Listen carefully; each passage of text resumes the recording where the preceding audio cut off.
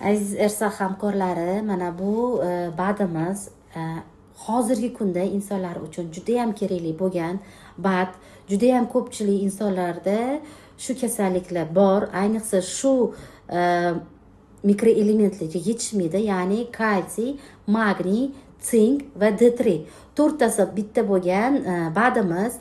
Bu badimiz inson sog'lig'i uchun asosan qaysi kasalliklarda yordam beradi? Suyaklarni mustahkamlaydi, tirnoqlarni mustahkamlaydi. Ayollarda menopauza paytida suyaklar mo'rtlashadi.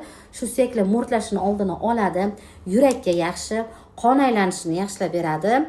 Oqsillarni qonga so'rilishiga yordam beradi. Gripp shamollashda organizmni yaxshi восстановить qilib beradi. Bolalarda rahitda yaxshi. Saratonni o'sishini to'xtatadi. Osteoporoz, artrit, poliartrit va suyak yemirishi kasalliklarida yordam beradi.